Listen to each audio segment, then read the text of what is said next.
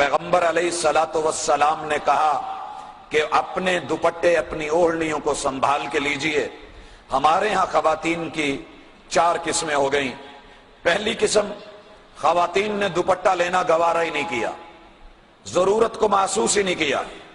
سفر ہو یا حضر ہو، گھر ہو یا باہر ہو، خوشی ہو یا غمی ہو، شادی ہو یا کوئی پارٹی ہو، ان کے ہاں دوپٹہ نظر نہیں آتا، اور اگر کبھی حسن اتفاق ہو بھی تو وہ لپیٹا ہوا، سمیٹا ہوا، تہ لگایا ہوا وہ پرس کی نظر یا ایک ہاتھ کی زینت ہوتا ہے۔ دوسرے نمبر پہ ہماری مائیں بہنیں، پیغمبر کی بیٹیاں وہ ہیں جو لیتی تو ہیں مگر جہاں لینے کا حق تھا وہاں نہیں، کندھے کے اوپر ایک سائیڈ پہ ڈال کر کے یوں آ رہی ہوتی ہیں جیسا کہ کبھی پنجاب کا بدماش سلطان راہی اپنے ایک سائیڈ پہ پرنا ڈال کر کے مارکیٹ میں چل رہا ہوتا تھا، تو وہ منظر ہمیں آج دکھتا ہے۔ تیسرے نمبر پہ جو سر پہ رکھتی ہیں، رکھنے والی وہ اتنا باریک ہوتا ہے کہ لیے ہوئے میں اور نہ لیے ہوئے میں کوئی فرق نظر نہیں آتا۔ کاسیات عاریات، محبوب علیہ الصلوۃ والسلام نے کہا تھا اللہ رب العزت نے لعنتیں برسائی ہے ایسی خاتون کے اوپر کہ جو پہننے والی بھی ہے لیکن ننگی بھی ہے، لوگوں کی نظروں میں اور اپنے خیال میں لباس پہن کے آئی ہے لیکن وہ ننگی ہے۔ اور چوتھی قسم کہ جو لے رہی ہیں ان کا ڈیزائن یہ ہے، کسی مجلس میں ہوں، کسی سفر میں ہوں، حضر میں ہوں، کسی بھی مقام پہ ہوں، پبلک پوائنٹ پہ ہوں، سر پہ ایک مرتبہ لیں گی، پھر جھٹکا دے کے اس کو اتاریں گی، پھر اس کو سر پہ لیں گی، پھر جھٹکا دیں گے، اتاریں گے۔ تو یہ کھیل، یہ سلسلہ، یہ لوگوں کی توجہ کو اپنی طرف مبذول کرانا، کہنے والے نے کیا خوبصورت کہا تھا، سنبھلتا نہیں جن سے سر کا دوپٹہ، سنبھلتا نہیں جن سے سر کا دوپٹہ، سنبھالیں گی کیا وہ کلیجہ کسی کا۔ آج ایک دوپٹہ نہیں سنبھل رہا، کل ایک فیملی سنبھالنی ہے، ایک خاندان سنبھالنا ہے، ایک قبیلہ اور ایک قوم کو سنبھالنا ہے، ایک نئی نسل اور ایک نئی جیل کو سنبھالنا ہے، تو یہ کیسے سنبھال پائے گی؟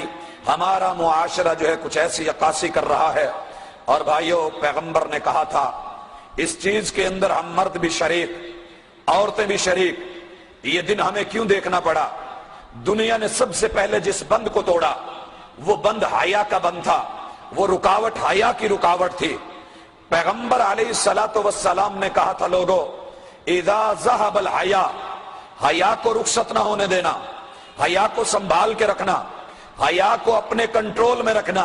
اذا ذهب الحیا فاصنع ما تشاء، جب حیا جاتا رہا تو پیچھے کوئی رکاوٹیں نہیں رہ جائیں گی، جو دل میں آئے انسان وہ کرے گا۔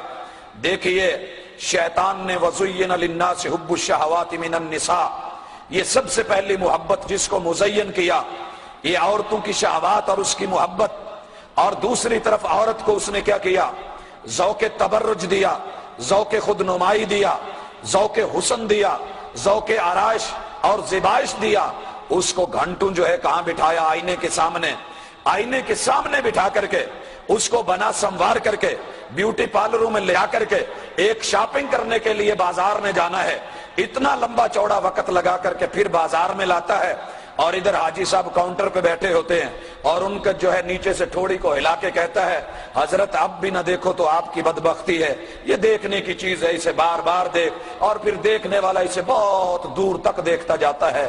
کون ہے؟ حوا کی بیٹی ہے، کون ہے؟ محمد صلی اللہ علیہ وسلم کی بیٹی ہے، کون ہے؟ مسلمانوں کی عورت ہے، کون ہے؟ یہ کسی مسلمان کی ماں ہے، کون ہے؟ کسی مسلمان کی بہن ہے، کون ہے؟ کسی مسلمان کی بیوی ہے اور کسی مسلمان کی بہو ہے۔ اللہ اکبر!